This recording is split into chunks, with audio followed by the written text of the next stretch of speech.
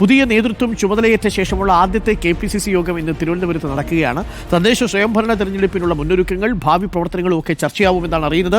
റോഷി, ഇന്ന് സണ്ണി വക്കീൽ KPCC അധ്യക്ഷനായതിനു ശേഷമുള്ള ആദ്യത്തെ യോഗമാണ് KPCCയിൽ നടക്കാൻ പോകുന്നത്. തെരഞ്ഞെടുപ്പ് തന്ത്രങ്ങളെക്കുറിച്ച് തന്നെ ആയിരിക്കുമോ ആദ്യത്തെ യോഗം ചർച്ച ചെയ്യുക, അതോ സംഘടനയിലെ അച്ചടക്ക പ്രശ്നങ്ങളും പുനഃസംഘടനയുമോ?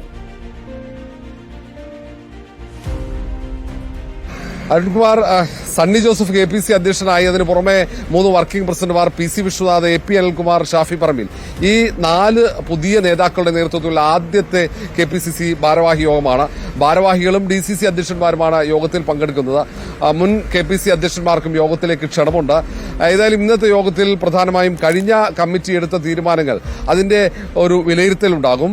പ്രത്യേകിച്ച് തദ്ദേശ നിയമസഭാ തെരഞ്ഞെടുപ്പിന്റെ മുന്നൊരുക്കങ്ങൾ, അതിനു പുറമെ ഭാവി പ്രവർത്തനങ്ങളെക്കുറിച്ചുള്ള ഒരു ആലോചന ഉണ്ടാകും. സ്വാഭാവികമായി ആദ്യ കമ്മിറ്റി ആയതുകൊണ്ട് അങ്ങനെ വളരെ വിശദമായ ഒരു ചർച്ചകൾക്ക് സാധ്യത കുറവാണ്. എന്നാൽ പോലും സർക്കാരിനെതിരെ എന്തെങ്കിലും സമരപരിപാടികൾക്ക് രൂപം നൽകാനുള്ള സാധ്യതയുണ്ട്.